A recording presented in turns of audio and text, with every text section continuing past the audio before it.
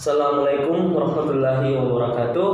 Saya Ardin Asmiruddin, NIM channel 11181393. Baik, di kesempatan kali ini saya akan melakukan CSL, yaitu pemeriksaan fungsi saraf kranial bagian 1. Yang pertama, di sini saya akan melakukan pemeriksaan fungsi penghidup. Jadi sebelum saya melakukan pemeriksaan, saya akan melakukan cuci tangan terlebih dahulu.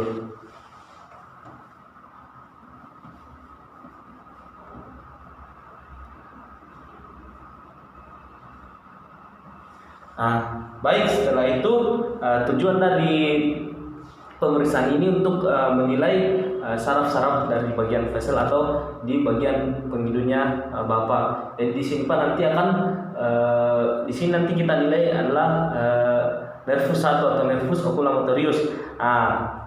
Di sini syaratnya untuk melakukan pemeriksaan, pasien tidak boleh pernah terkena riwayat penyakit intranasal. Jadi di sini saya akan minta pasien untuk menutup matanya dan nanti saya akan memberikan sedikit aroma kepada pasien dan saya akan menyuruh pasien untuk menebak. Dan nanti kita akan tutup di antara misalnya satu lubang hidung pada pasien, misalnya sebelah kanan atau sebelah kiri. Jadi sebelum itu kita tanyakan pasien untuk mendengarkan arahan dari dokter. Jadi baik Pak, bisa tutup matanya dulu, tutup matanya. Kita bagian hidung bagian sebelah kanan kita memberikan aroma. Tapi Pak, tebak aroma apa ini? Telon. Oke, telon. Kemudian bisa tutup mata ini Pak.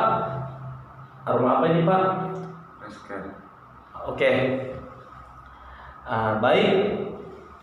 Jadi dari pasien dapat menebak dengan benar, di sini bisa dikatakan dalam keadaan normal. Jadi interpretasi dari hasil ini, misalnya nervus mia itu dalam keadaan normal. Kemudian hiposmia di mana keadaan penciuman atau penghidup dari pasien itu mengalami penurunan atau berkurang. Kemudian hiperesmia itu di mana keadaan pasien penghidup dari pasien itu di atas rata-rata atau tidak boleh dikatakan di atas dari angka normal. Kemudian parosmia ini ketika sama sekali penghidup atau pencium dari aroma yang kita berikan kepada pasien itu tidak ada rasanya atau pasien tidak mencium sama sekali. Pemeriksaan selanjutnya yaitu inspeksi lebar celah pada palpebra. Jadi di sini Pak, saya akan memeriksa bagian kelopak matanya Bapak. Jadi yang pertama Bapak melihat ke atas. Jadi di sini kita memperhatikan bagaimana celah dari palpebra. Kita lihat juga bentuknya simetris atau asimetris, dan kita juga di sini memperhatikan apakah ada eksofagus dan eksotalmus. Kemudian saya akan melakukan kompensasi pada daerah musculus levator palpebra. Jadi di sini saya akan coba, boleh ditutup matanya Pak. Di sini saya akan meminta pasien untuk menutup matanya.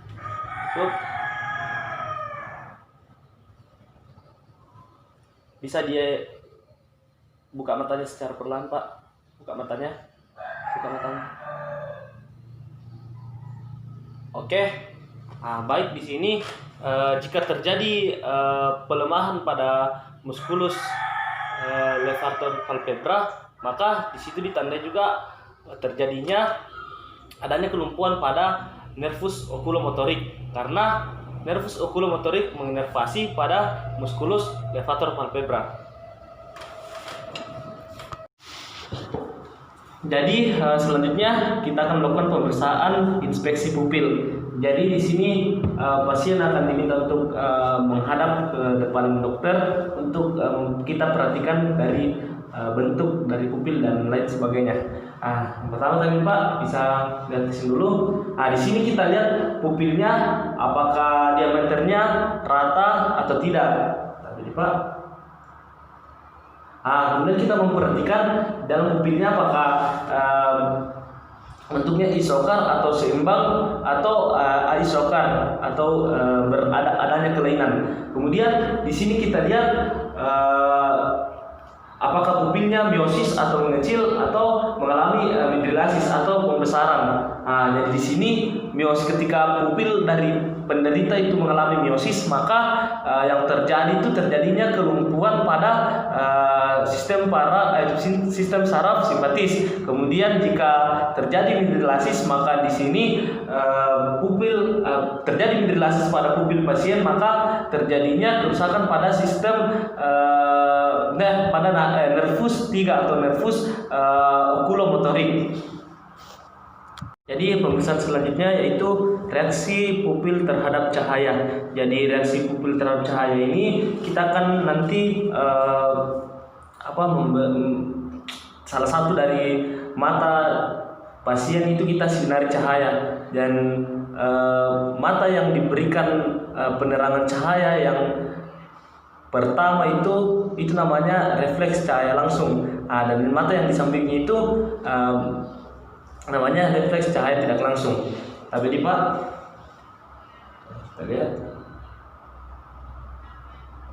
Oke, jadi di sini ketika adanya kerusakan pada nervus itu, maka refleks cahaya langsungnya itu negatif dan refleks cahaya tidak langsungnya itu positif. Kemudian jika adanya kerusakan pada nervus 3, maka refleks cahaya langsung dan refleks cahaya tidak langsung itu sama-sama negatif. Selanjutnya reaksi pupil terhadap benda dekat. Jadi nanti pasien diminta untuk melihat lurus ke depan dan kita lihat bagaimana reaksi pupilnya. Oke, baik Pak, kita boleh melihat lurus ke depan dulu. Oke, baik. Jadi di sini ketika pupilnya bereaksi, maka itu namanya akomodasi positif. Dan jika pupilnya tidak bereaksi, maka adanya kerusakan pada nervus 3. Pemeriksaan selanjutnya yaitu pemeriksaan penilaian gerakan bola mata dan diplopia. Jadi di sini pasien nanti akan diminta untuk melihat lurus ke depan, dan kita akan memerintahkan pasien untuk mengikuti arahan dari jari-jari saya nanti. Oke, jadi pasien tapi Pak, kita melihat ke depan dulu. Kemudian lihat gini Pak, kita perhatikan. Jadi yang pertama kita arahkan jari ke area lateral, kemudian ke area tengah, ke lateral, kemudian ke atas, kemudian ke tengah dan ke bawah. Setelah itu kita arahkan lagi tangan ke area lateral bagian kiri, kemudian ke atas, ke bagian tengah dan bawah. Apakah ada penglihatan ganda Pak? Tidak ada. Jadi di sini jika ada jika penglihatan pasien tidak bisa mengarah ke bawah, maka adanya kerusakan atau kelumpuhan di nervus 4. Kemudian jika di bagian lateral adanya kelumpuhan di nervus 6. Tadi nervus 4 dia menginervasi musculus opticus superior, dan nervus 6 dia menginervasi musculus rectus lateralis. Kemudian jika ada penglihatan ganda, maka juga adanya kelumpuhan pada nervus 3. Jadi selanjutnya pemeriksaan nystagmus. Jadi pemeriksaan ini kita lihat karena biasanya bola mata pada penderita itu akan bergerak secara sendiri. Di sini kita akan periksa bola matanya apakah penderita mengalami hal tersebut atau tidak. Tapi Pak, jadi di sini kita akan memerintahkan pasien untuk melihat jari-jari kita, tapi tidak boleh terlalu ke lateral. Oke, tapi Pak, lihat. Oke, baik. Di sini yang kita nilai pasien jika terdapat nystagmus itu yang kita nilai, kita catat gerakannya, kemudian kita catat frekuensinya juga, kemudian kita lihat pergerakan bola matanya dari awal sampai akhir.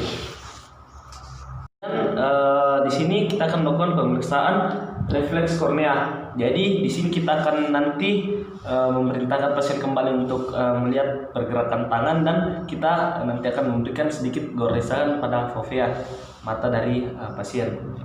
Jadi kita lihat ini kita berikan goresan. Oke, jadi refleks kornea langsung itu terjadi pada satu sisi. Kemudian refleks kornea konsensial itu dia terjadi pada kedipan mata sisi atas atau sesisi, atau boleh dikatakan rangsangan sesisi. Selanjutnya yaitu pemeriksaan oftalmoskopi. Jadi pemeriksaan ini untuk tujuannya untuk melihat fisis dari mata pasien. Jadi pemeriksaan ini disebut juga pemeriksaan oftalmikus. Jadi yang pertama kita siapkan ruangan. Ruangan ini kita nyalakan lampunya. Oke, setelah itu di sini nanti pasien akan diteteskan obat mata migratif, bertujuan untuk memineralisasikan mata pasien.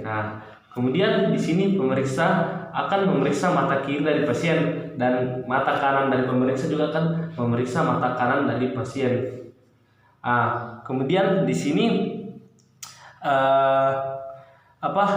lubang dari oftalmikus itu diarahkan ke lubang kecil. Setelah itu kemudian dioptrinya akan diputar sampai angka 0. Kemudian di sini oftalmikus diarahkan kepada penderita. Di sini kita akan mengerahkan nanti sejarak 5 cm dari mata pemeriksa. Di sini yang harus diperhatikan itu bagaimana kekeruan pada kornea. Jadi tadi Pak, kita periksa sejarak 5 cm dari mata pasien. Baik, di sini tuh apabila sudah mengenai retina, di sini kita harus memperhatikan bagaimana kondisi dari nervus opticus, arteri, kemudian vena juga, kemudian retina sentral, juga retina perifer, dan juga makulanya. Jadi di pasien di sini akan dilihat nanti bagaimana pergerakan dari kornea atau pupil dari pasien, yang nantinya akan kita lihat bagaimana pergerakan juga dari pupilnya, bagaimana bentuknya, juga tadi yang saya bilang retina sentral, bagaimana juga venanya, retina perifer, dan makulanya. Jadi terima kasih Pak, sekian pemeriksaannya. Setelah itu saya akan melakukan cuci tangan 6 langkah kembali.